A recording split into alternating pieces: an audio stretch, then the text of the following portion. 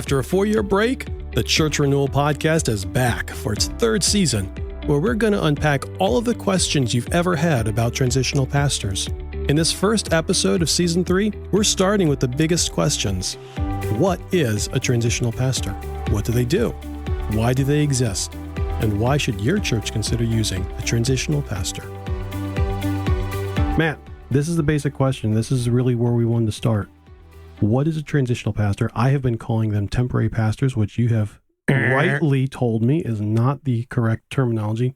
So tell me, what is a transitional pastor? Transitional pastor is a pastor that serves a church in a time period when they are between long-term pastors. The reason we use the label transitional pastor, other labels you might hear, Jeremy sometimes will erroneously say the word temporary pastor. I'm just human. Yeah, true. The traditional word that's been used has been interim. The reason that we use the term, and it is intentional, transitional instead of interim or temporary, is that we are not trying to basically mark a time period. It happens in a time period, but we're not marking a time period. We're attempting to work through a process. Okay. And so a transitional pastor works a church through a transition process. Okay. I'm glad that you delineated that way. We will definitely get into what that process entails. Here's my secondary question. Do all churches need a transitional pastor? Ones that are between long-term pastors? All of them should consider it, but not all of them need it. Okay. Help us understand. Unpack that a little for me. So the healthiest churches that we work with don't end up using transitional pastors. They make it through a time period between long-term pastors, and they usually have some staff, or they're able to have, and particularly if they have other pastors that are on staff that can fill the pulpit, they can make it through without having a transitional pastor at all. Other churches that are fairly healthy can just make it through on pulpit supply. They can get pulpit supply from other people in their region or their area, or if they've got a campus minister, something like that, they can get through on pulpit supply. Okay. Healthy churches are able to do that because their dynamics are good enough that they don't need to do a lot of work between long-term pastors. Right. So there's 2 churches that we've worked with in the last several years. They approached us and they said, hey, our founding pastor is turning over, and would you help us find a new pastor? And so we kind of evaluated the church, got to know them a little bit, and we're like, yeah, you're ostensibly a pretty healthy church. One church we'd worked with extensively, one was brand new to us. They're both fairly healthy churches. And we were able to just work with them for helping them find a pastor, which is the last phase of a transition process. It sounds like ideally that would be the norm, but it sounds like it's not. Yeah, ideally it's the norm. And we're going to go through a whole bunch of reasons why in this season, why they should consider having a transitional pastor, because most churches are not actually healthy. And so they ought to try and get healthy before they call a new long-term pastor. Does the fact that you're saying churches ought to consider a transitional pastor indicate that there is a lack of health in the church? Yeah.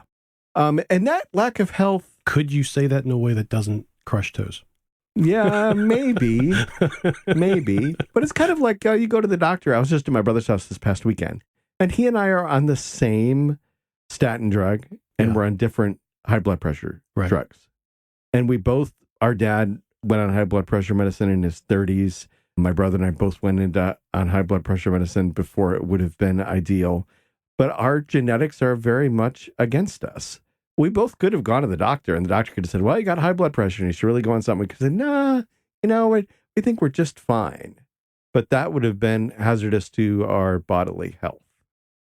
And I think a church that is unhealthy but doesn't want to own it, it's hazardous to its bodily health. Actually, it's hazardous to its next pastor, which is why we try and encourage churches to really wrestle with their health and getting healthier before the next pastor comes. Okay, I know what you're saying there. Because we've talked about, or you've talked about, and I've listened to you talk about unintentional temporary pastors. Yes, exactly. Yeah, so the quip is, see, Jeremy just slipped again. He's human. The quip used to be, when the language was interim pastor, there was a good quip that came along, is that if you don't use an intentional interim pastor between long-term pastors, your next pastor will be an unintentional interim pastor.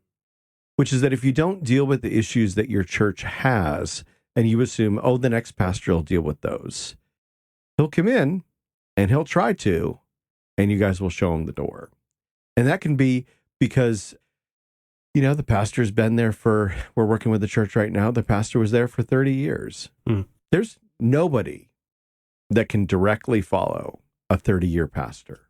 It just doesn't exist. That person doesn't exist. There's too much affinity for the previous pastor. The church can't even see how much they're molded around who that pastor was and what that pastor did. It's like asking a fish about water.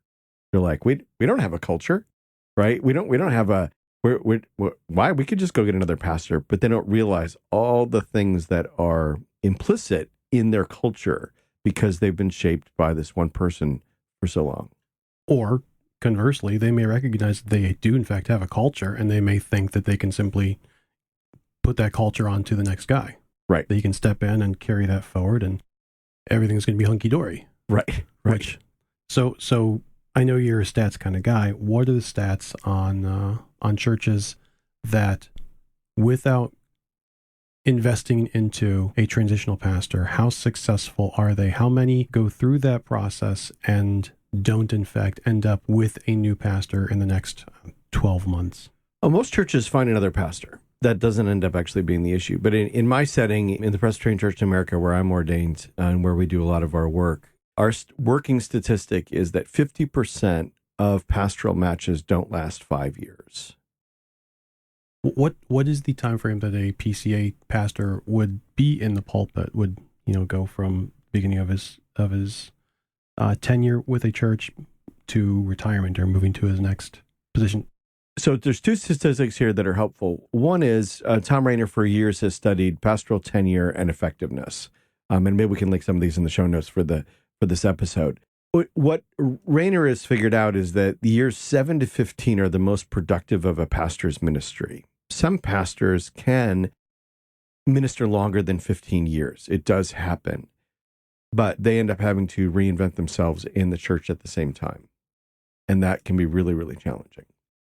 So that's the most productive years of a pastor's ministry. So if average pastoral tenure in America is at 5 years, okay, which means that's the number that we use for saying if that's the average, we want to beat the average. When we work with the church, what we say to them is we want to work with you so that you understand yourselves well enough that the next pastor that you call can be with you for a decade. That's our inside goal of what we're shooting for, is to double the average. Okay. Right?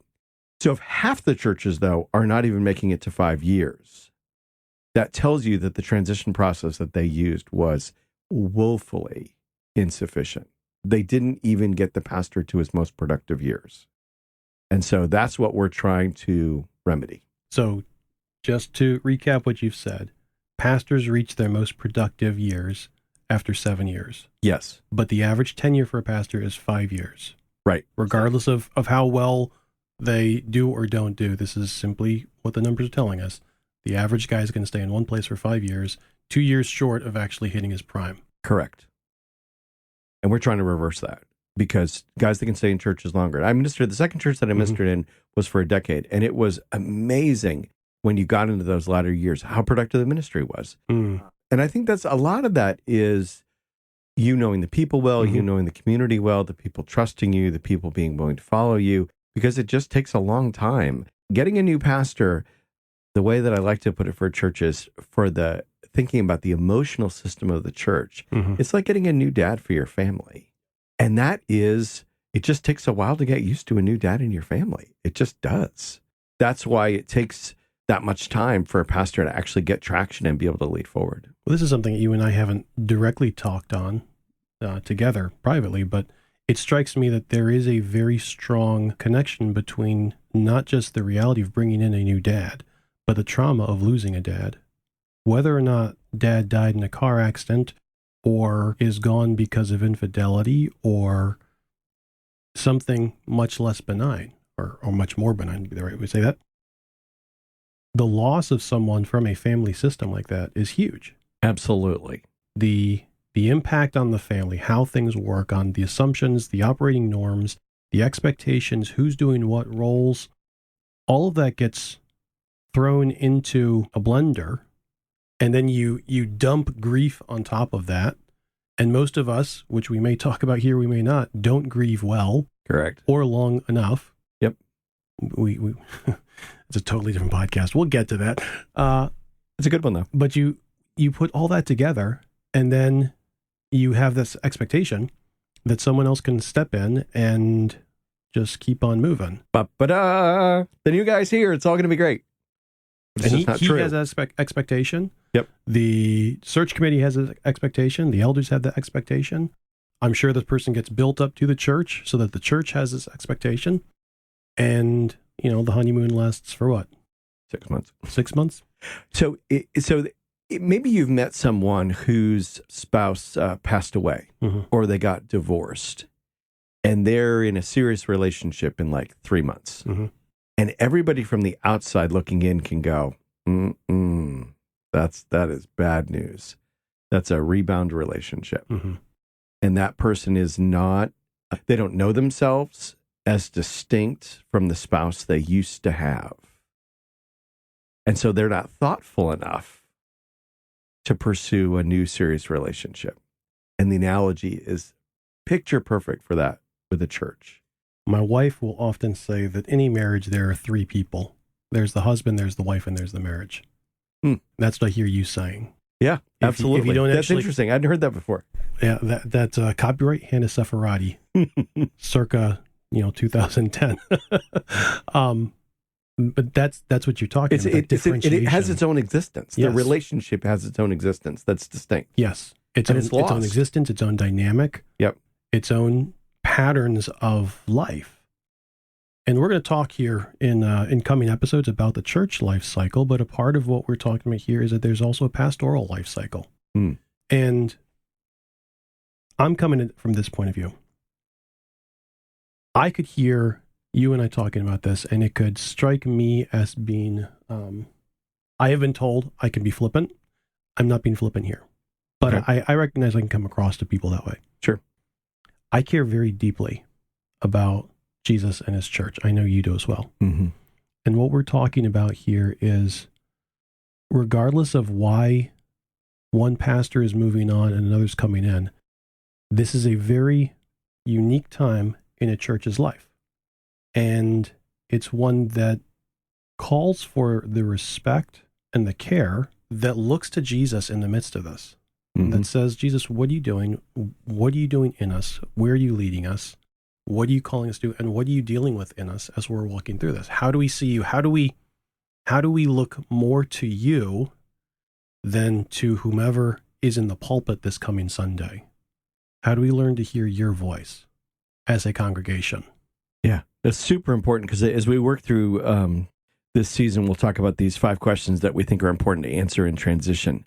We have a document on this so we can put in the show notes for people to be able to look at. But a congregation that is between long-term pastors has to have a real sense of themselves before they should be in the business of trying to call a new long-term pastor.